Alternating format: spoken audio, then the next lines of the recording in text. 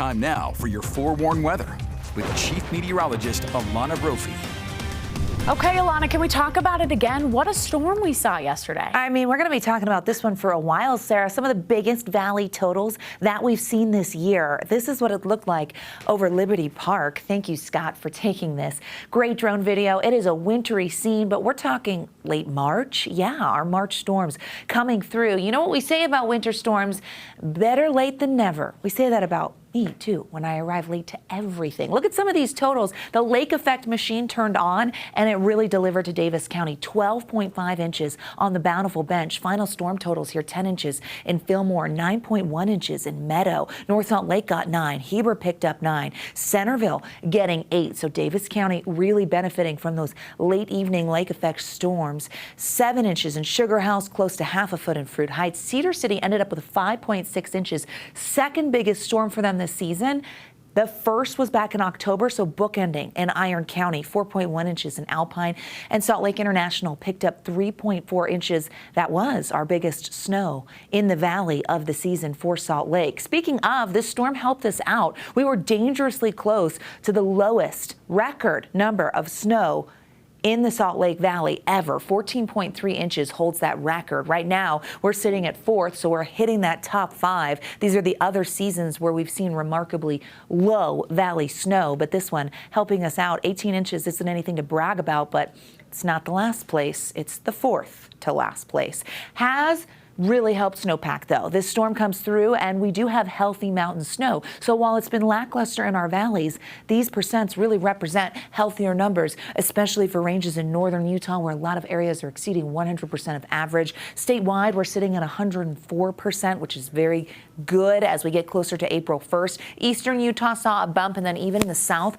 where we have drought conditions and we are flirting with record low snowpack numbers, we did see a significant jump here. 63% in the southwestern corner of the state. Remember a few weeks ago when we started March, I was talking about the 30th percentile for that area. So we did see an increase, and the storm helped out. There's that time lapse with increasing cloud cover from Ivins. We saw it in southern Utah. We saw it in the north. The clouds moving in from the west. Our northerly flow kept us below average. We had brief ridging, but a little bit of a system's going to brush by us tonight and into tomorrow. Could bring some wet weather, spotty precipitation, though, at best. 30s and 40s for those highs. We only made it to 43 in Salt Lake today. To be expected following a winter storm, but our average is 57. I know, that sounds a lot nicer than 43, and if you've stepped out tonight, it is chilly. Only in the 30s in Cache Valley, 47 in Moab, 58 in St. George. Heading into the overnight, this increasing cloud cover will keep us fairly mild. We'll be close to the freezing point with partly cloudy skies, but we may not get there in all locations. 33 by 4 a.m. for the Wasatch Front, up to the 40s with cloudy conditions by tomorrow morning, and we could see some spotty showers. I'm going to show you why, because the ridging that we saw today will start to break down. We get this area of low pressure. The core of that moisture is to the north of us, but we get the tail end of it, and we could see some mixed precipitation or valley rain and some spotty mountain snow showers. We do get another weaker storm that's going to target late Friday into Saturday. It is unsettled. Today, the model runs liking that a little more and extending that moisture into central Utah as well. We're going to see what happens. And that's all before a monster ridge comes in and really starts to build. That ridge is going to bring spring-like temperatures, which, speaking of, spring starts in just a few hours. Are you ready? I bet a lot of us are ready, especially after that winter storm. It's our last winter night, 3:01 in the morning. We're going to see spring officially start. Here we are by 9 a.m. You saw how that moisture kind of snuck on through. Cloud cover out there.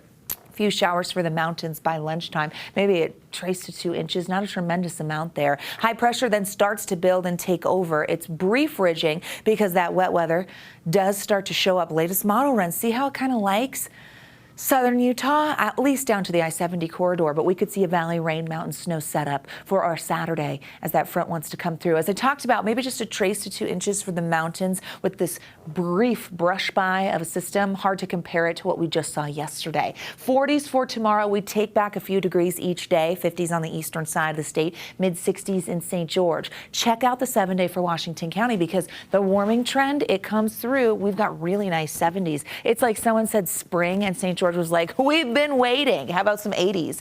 As we look at the first day of spring, 60s in the south, 40s in the north. That's a little below average, but we warm up too. Check it out. The Wasatch Front shows those 2 weaker systems tomorrow, then again Saturday, and then we get some 60s and 70. It's like you didn't have to stutter. Spring, and everyone, those temperatures, they just came running. Like the 70s are like, we're here. Yeah, and we are welcoming it in.